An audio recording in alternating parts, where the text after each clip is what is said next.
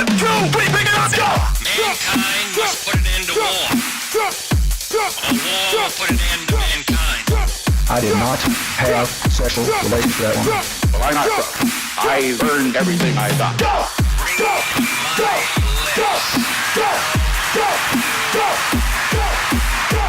Change will not come if we wait for some other person. Thanks for joining us. This is Blind Partisan, now with the Political Radar family of podcasts, shows. I'm not even sure. But I'm going to jump right into things. I have two guests here that I'm very excited to talk to. Our goal here on Blind Partisan is to talk about politics from all sides. So hopefully we can get the other side at some point. But I have with me two gentlemen from the Brown County Taxpayers Association, Rich Heidel and Tom Sladek. So I would like if you guys could just give a brief introduction as to what the Brown County Taxpayers Association is first. Sure, I'd be happy to. The Brown County Taxpayers Association was formed in the early 80s, so we've been around over 30 years now, and we're an all-volunteer organization aimed at monitoring and influencing public policy as it pertains to taxation. Our goal is to see Brown County be an environment where people can prosper. And you have how many members? Somewhere in excess of 100. Yeah, so depends how you count members. There's family members, there's individual members. So the typical talking point is over 100 members. I happen to be one of those members, so I want to disclose that. But I'm going to try to be really tough on these guys. And one of our favorite members too. Oh, you can't do that. It's all over. Cut. So anyway, we're here to talk about the lawsuit, and I'm going to give my take on on what's happening, and then correct anything that I have as misconceptions. So back in May of 2017, I think the Brown County Board approved a 0.5% sales tax, and the idea for that was to rebuild the arena and do some STEM project. And STEM is like science, technology, engineering, and mathematics. Yeah, I don't know. There's a bunch of different acronyms now, so I get them kind of confused. So another disclosure, I'm an instructor EWGB, so there might be some kind of cross thing going on there. So all my biases are out there. Maybe they cancel each other out. I'm not really sure. But the Taxpayer Association at the beginning of this year, 2018, I think on like the 2nd or 3rd of January, filed a lawsuit against the Brown County Board and the Department of Revenue, I think, and correct some of that if it's wrong, over the legality of actually putting into practice this sales tax. And the reasoning, if I can just kind of overview that, is because it's not directly offsetting a property tax increase. So take it from there and let me know what I got kind of right and wrong there. Okay, let me start. Good. First of all, our lawsuit was against the Department of Revenue because they collect the tax and process it, and against Brown County, not against the county board, but against the entity of the county. And they're taking it pretty personally, though. Well, some might be. I guess I'd also want to point out that our issue, the reason for our lawsuit is that we believe that the action the county is taking violates state law. And you mentioned not offsetting property tax increase. It's more than that. The state law requires that if a county enacts a sales tax, it has to be used directly for property tax levy reduction. And this is not reducing the levy. So if there was an increase, they wouldn't be able to have it anyway if it was going to increase. So this spending, I mean, what if they were going to, the spending was approved anyway? Isn't that the same thing? Well, isn't it technically you know what I mean? Isn't that technically a decrease? If you're former Attorney General Doyle, you think that way. Okay. So what the county is saying is they are relying on the 1998 Attorney General opinion from Jim Doyle, and that Attorney General opinion said that, in my opinion, such funds may be budgeted to reduce the amount of the overall countywide property tax levy. Had he stopped there, he would have been okay. But he kept going and he said, or to defray the cost of any item which can be funded by a countywide property tax. So he basically opened up the statute to say if it could be funded by property tax, it's okay. But that got upheld. So Well, it's never been challenged. okay, So we're going to find out. okay. The actual statute says that county sales and use taxes may be imposed only for the purpose of directly reducing the property tax levy and only in their entirety. So Doyle's opinion opened that up to basically say anything you could spend property tax dollars on, you can spend sales tax dollars on. So how does a referendum fall into this? Because I know, and the Taxpayer Association was involved back then when we had the original Packer Stadium tax, and came out against that as well. But that was a referendum. So why was this not a referendum? I may have my history wrong. I'm sure Tom will correct me if I do. But the Packer tax, as it's commonly known, was essentially provided for by special state legislation, which, and this is where I'm not sure, but I think that did require a referendum. In this case, in this particular sales tax, there is no special state legislation. The county is relying upon its ability to levy a sales tax as provided by Wisconsin state statute. And that was the basis of the county board's vote last May, essentially with simple majority.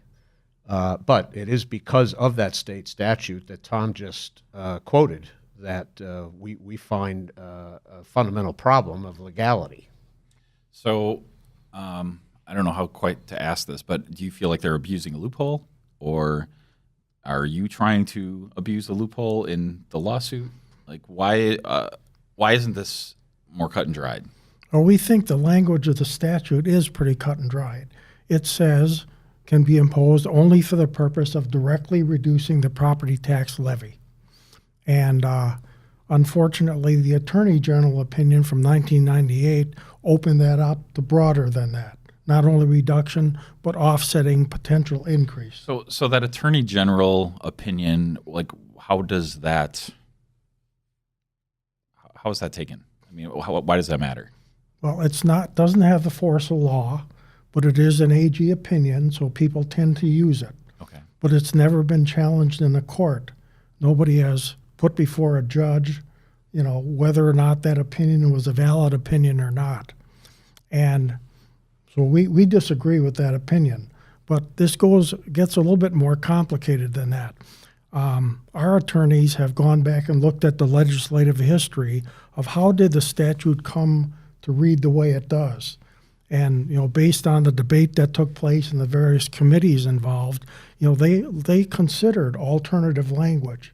They considered language like property tax relief. But the legislature ultimately agreed on reduction, direct reduction.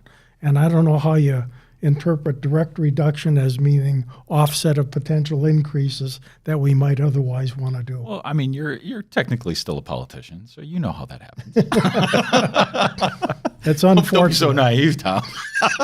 So let me add one more layer to this. Even if you were to agree with the Attorney General opinion and say that it's really wide open, if you can spend property tax money on it, it's fair game to spend sales tax money on it.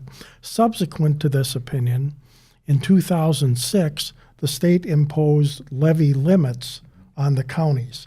And the amount of money that the county is going to raise under this property tax clearly is a stream of revenue that goes way beyond those limits.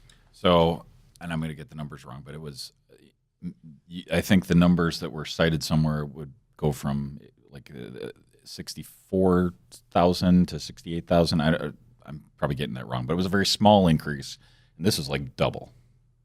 It's much higher. Yeah. Mm-hmm. The county's levy last year, these are approximate numbers, I believe, was about $86 million. This year, the levy that's been approved is $90 million. So the levy has in fact gone up. At 90 million, it falls roughly, I think, about $500,000 under the levy limit. So whether it was intended or not, or cute or not, the sales tax, if allowed to proceed, will allow the county to realize ultimately $147 million over 6 years. That just in essence, that just neutralizes the levy limit. So when there was talk, informally, among people that I hear in, various like public debates about a 0.5% sales tax being enacted, period, people talk about almost every county in the state has a 0.5% sales tax. So are they all doing it wrong? Is it just us? What's your feel on that if you don't?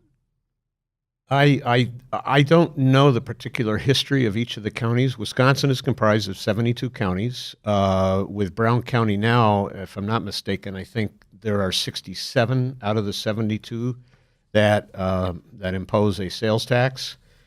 We're very familiar with Brown counties, but we're not that necessarily educated about the others. I have heard anecdotally that there are a handful of counties observing what's going on here, as if to imply that they are somewhat concerned.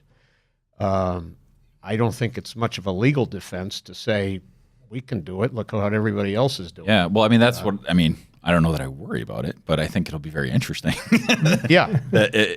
If things go in your favor, that these other 67 communities, the 67 counties, I don't know what they're going to do then. I don't know either, but we're a land of laws, and if we're going to consciously kind of wink and nod and ignore the law in this particular case, that we're already going down the slippery slope then, and you can just imagine all kinds of 99 other scenarios as outcomes of this if we just simply fall back on the law when it's convenient, or when it satisfies some kind of a benefit cost analysis.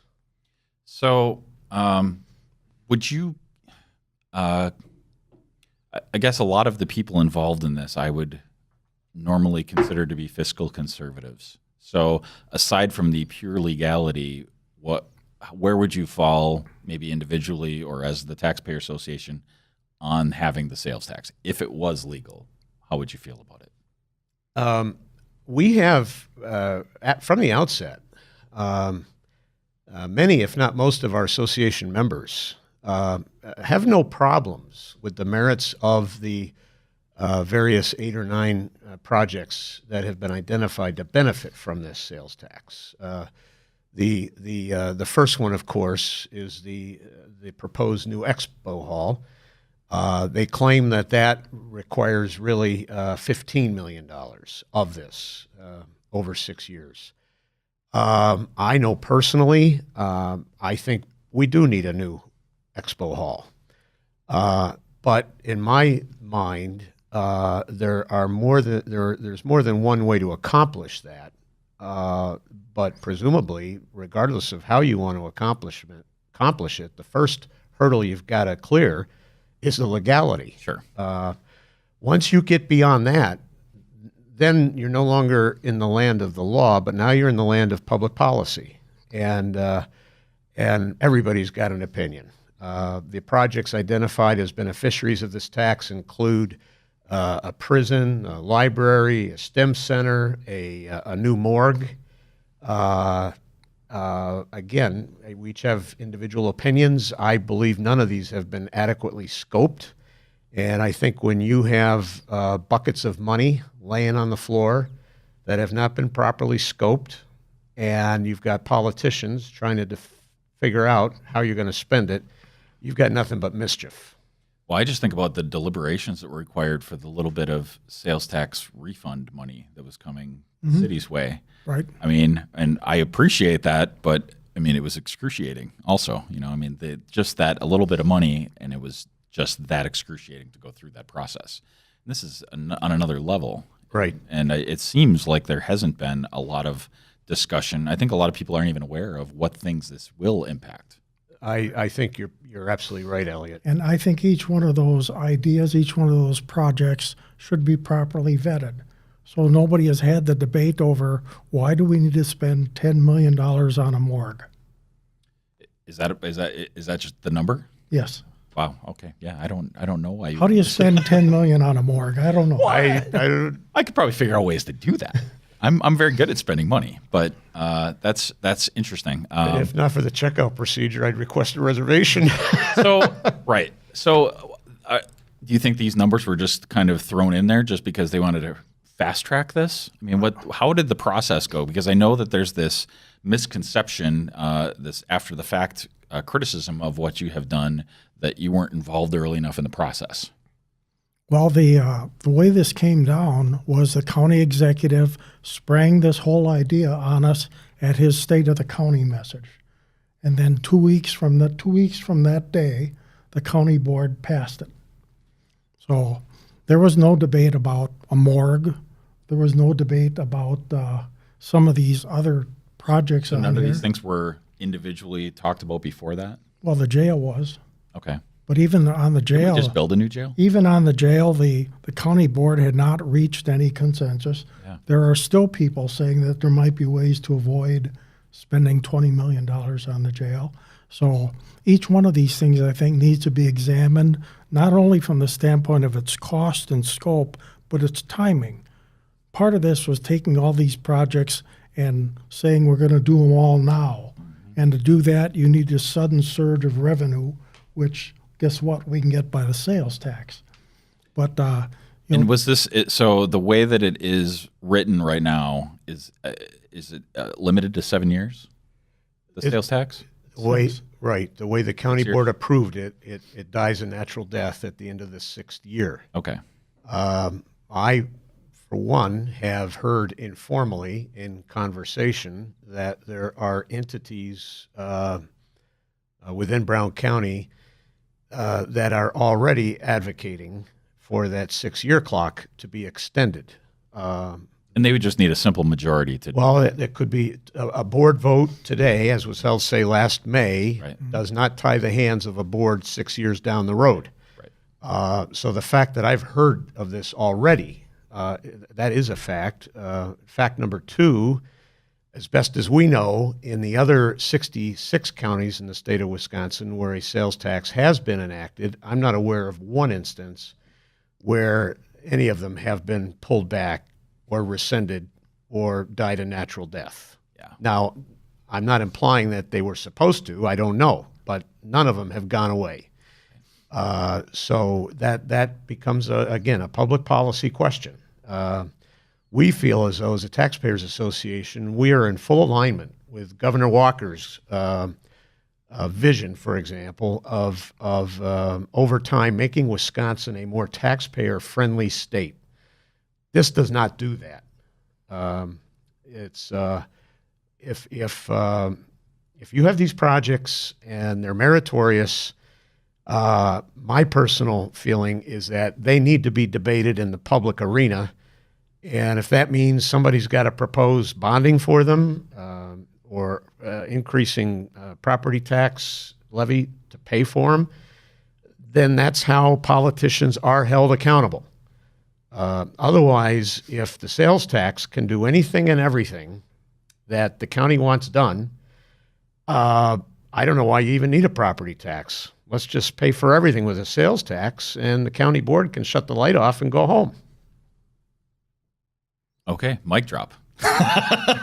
So, do you feel that that this has gotten personal at all? I know that I have too many things on my screen to know where I read this, but somebody on the county board had said they're playing hardball, so we have to play hardball, and then mentioned Frank Bennett, who's named in the. Frank Bennett is one of the plaintiffs. Yeah, so he was named as one of the plaintiffs. So they said we're going to investigate his financial, because he's in the lawsuit. It's stating that he would have hardship, and so they want to get a list of his finances so they can call that out. Are you aware of that at all? yes, I saw that comment by Supervisor Evans, And that did seem to be personalizing things. Okay. So I was very disappointed to see that. So these supervisors who, I mean, many of them who I would normally classify as being fiscally conservative, why just, I mean, maybe you can't, you're not mind readers any more than I am, but why do you suppose that there's this shift? Makes the job easy. That's an interesting point, Elliot. We can tell you, I think it was 2 years ago, Tom, if I'm not mistaken, the Brown County Taxpayers Association at one time had provided pledges to the county board members, the supervisors, asking them to pledge not to support a sales tax. And at that time, which I think was 2 years ago, most, if not all of them, signed the pledge. Now you fast forward to last year, and now you have a pool of money that represents 9 different major projects, and these same very supervisors have now supported the sales tax. So it does beg the question, what happened here? What's gone on in 2.5 years? I'm not trying to personalize this. In fact, I'll take the opportunity at this point in time, and we have done this more than once before. As an association, we have generally supported County Executive Streckenbach's programs and his I'll call his financial conservatism. This obviously is a departure from that, in our view, but we've been very supportive. I had a conversation with Troy just a week and a half ago. So we don't intend for this to be personalized. We don't want it to be personalized, and I hope it doesn't become personalized. When I think about I guess my analogy to this is, are we looking at these other 66 or 67 other counties and, with jealousy? I think about it as like my neighbor pulls up and he's got a new car, and then I go to Gina and I say, we really could use a new car. I feel like, is some of that happening? I mean, I know you're not reading their minds, but like, I don't understand how this shift happens. Well, you're right, Elliot. You can't read others' minds, but I think what's at work here is all this revenue makes their job very easy. They don't have to prioritize things. They don't have to think through the timing. We can do it all now. This is just an easy path. So you're in a unique spot. You're currently on city council, but you're not up for re-election. You're dropping out. So I appreciate what you're saying there, that it would make your job easier. But I mean, also, I want to say no to everything, but then I would be painted as a bad guy, and that's not a good feeling. Mm-hmm. So I mean, I guess there's two sides to that, right? It's not just it makes it easier because they can say yes, but they don't have to say no, and that's where I feel like this is happening. Anyway, so I had one other thing I wanted to cover. Did you have anything else to say? I like to take advantage of opportunities like this to put another fact out there on the table. You will often hear representatives from the county make the argument that a good thing about a sales tax is that there's a good chunk of it that is paid for by people who live outside of Brown County. And historically, the number they've been very fond of throwing out there is around the 30%. So almost 1/3 of this, they claim, comes from other residents, other taxpayers outside of Brown County. We dug into that. We drilled down into that about 2 years ago. Tom did particularly. And at the end of the day, we could not find any individual, any office, any organization that would claim to have been able to have established that number. In my words, it's an urban myth. So when this particular sales tax came up last year, we again dug into this. And through our reading and research, we were able, at the end of the day, to calculate a number. And our calculation was that of all of the sales tax revenue generated, we felt that it's really only about 11% of that revenue that comes from out-of-county taxpayers. Shortly thereafter, we felt very good about that number because as a second independent source, and I've got it laying right here in front of me, is the engineer's report, which was paid for and authorized by the Brown County Board of Supervisors. And on page 83, it states here essentially that 11% of the sales tax revenues are paid for by out-of-county residents. It does then attempt to dilute that by saying, if you look at what I call tourism dollars, lodging, food, heads and beds, that sector, of that portion of the sales tax, it is 30% that are paid for by others.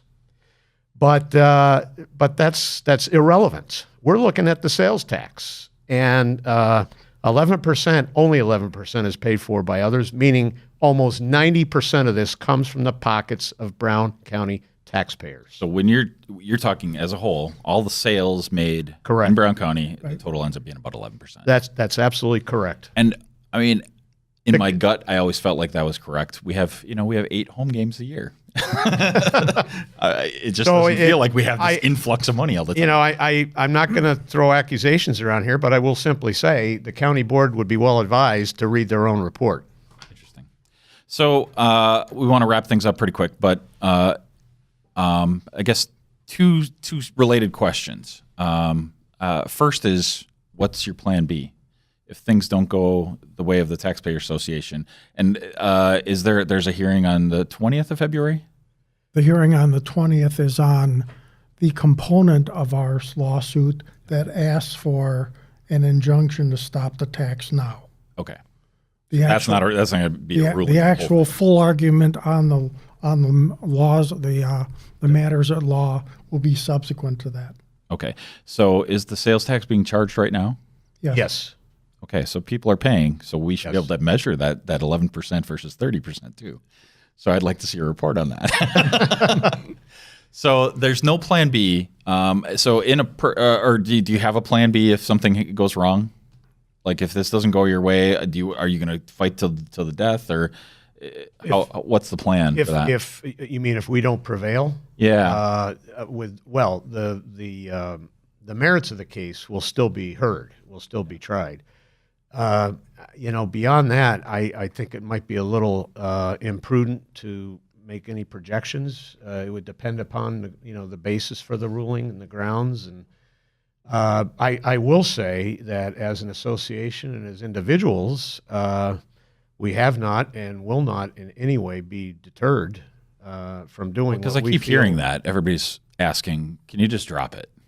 Like that's what it feels like. Yeah, okay, you're probably right, but can you just drop it? I cannot unring a bell, and I won't ignore the facts and what I hold to be convictions on this. That's not me, and it's not the individuals with whom I rub shoulders in the association. Right. Did you have anything to add, Tom? No, I would agree with Rich. Yeah.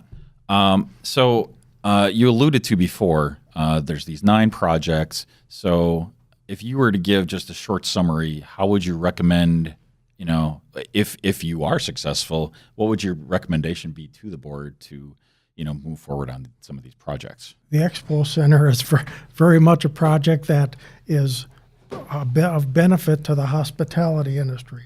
That's why it's mostly paid for by the room taxes. That's how they should do the Expo Center. So the $15 million of sales tax that they want to put against the Expo Center, they should get from room tax. Yeah. If that means they raise the room tax, they could raise it. If that means they wait a little bit before they do the Expo Center, they could wait. If that means instead of choosing the largest Expo Center that the AECOM study suggested of 3, they could have chosen something a little smaller. So they have options around that. Right. I would also ask them to question whether the county should be building a STEM center for the University of Wisconsin Green Bay. If that building is aimed at supporting the engineering program for the university should build the building. Yeah. Well, so so there's my conflict again. But so I'm an instructor in computer science at UWB, and my understanding is that our department will be moving to that if that's ever built.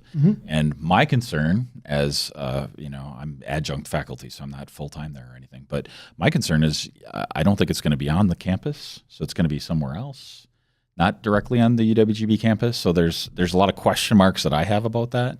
I think its location is still one of the unanswered questions, of which there are many on these projects. Yeah. So, I worry about, a university. The whole idea of a university is you have these, cross-pollination of ideas. And if this is moving somewhere else, I think you lose a lot of that. And it seems... the problem I have with the county getting involved in a STEM project is that they're not the subject matter expert. I have no idea what a county government brings to the table of value when it comes to STEM education. In my mind, that properly belongs within the educational profession. The UWGBs, the NWTCs. And if they need $5 million to do it, which the county is currently committed to provide, then the school, the university as a taxing entity, the state as a taxing entity needs to explain that and justify that. This is where you start getting into gray waters where boundaries of governmental entities start overlapping and people become less and less accountable. Meanwhile, the taxpayers paying for everything all the time. So I don't know if you have any closing thoughts. I got the cut it off signal. So you guys have any closing thoughts, or we can wrap it up? I think we've covered the subject pretty well. And we'd like to thank you for the opportunity, though. So you beat me. You were cheating off my little list here. It says thank guests for joining you. So thank you guys for being here. I really appreciate it. And you're the first guest, so hopefully you set some good precedents here. It'll be a tough bar for anybody else to reach. That was my line. No more reading off my list here.